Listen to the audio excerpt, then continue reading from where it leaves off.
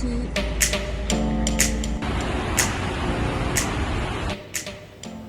Hey! Me voici arrivée à Istres où je suis venue retrouver Emmanuel pour le salon de la ludopédagogie. C'est parti!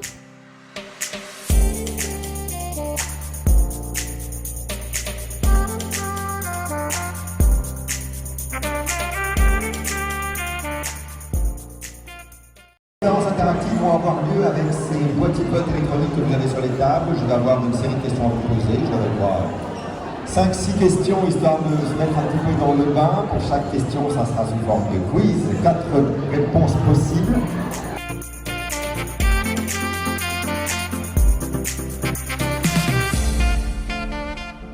Et voilà, on va suivre Zoé dans toutes ses aventures. Elle est chez Madame Smith, Mrs. Smith, dans son séjour bien british, comme vous pouvez le voir. Nous allons donc rencontrer à présent les organisateurs de l'événement où nous sommes aujourd'hui depuis ce matin. Ils vont nous expliquer un petit peu les objectifs de ce salon et également comment est-ce que les intervenants ont été sélectionnés, quels sont les projets pour l'année prochaine. En tout cas, nous, ça nous plaît beaucoup. Et on va poursuivre cet après-midi, aller rencontrer d'autres projets, d'autres intervenants, notamment je vois qu'il y a de la VR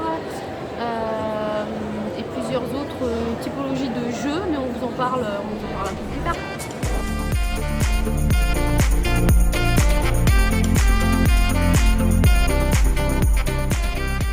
Depuis quand existe ce salon? Là, c'est une première. C'est une première et je dirais même mieux, c'est quasiment une première nationale, puisqu'en fait, ce type de salon n'a jamais été réalisé. Il existe énormément de salons du jeu, et là, on n'est pas dans le salon du jeu, on est dans le salon du jeu pédagogique.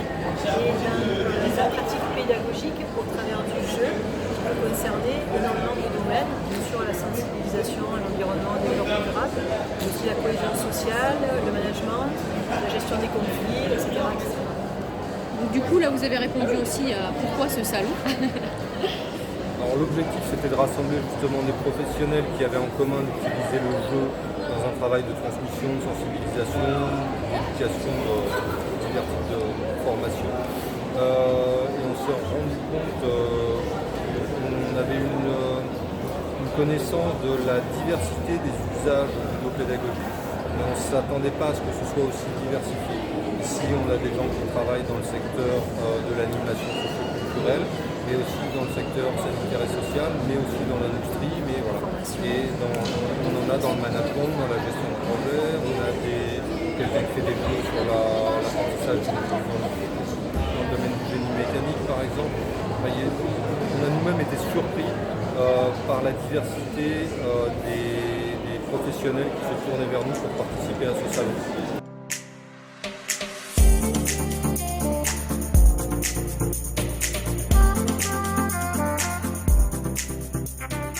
Nous avons terminé nos interviews de la journée. Maintenant, place au jeu. Place au jeu, moi j'ai surtout envie d'aller tester la réalité virtuelle. Je vois un petit casque par là-bas. Je file. Alors nous sommes une société comme Vert, on est basé à Martigues et on propose, en fait, on crée des simulations en réalité virtuelle, notamment pour la formation professionnelle. On a également une formation dédiée pour les professionnels de la petite enfance qui s'appelle Dans les yeux de l'IA et qui est une formation qui permet vraiment de se mettre à la place d'un enfant. On est dans les yeux d'un enfant de 2 ans. On a ce rapport d'échelle avec l'environnement mais aussi avec les personnes adultes. Oui. Je suis timide. Je suis timide. Tu veux faire le mot de la fin? Je suis timide. Les mots de la fin, Maria?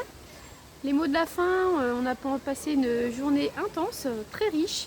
On est allé voir plusieurs intervenants, on a testé des jeux et on va vous préparer une petite compile.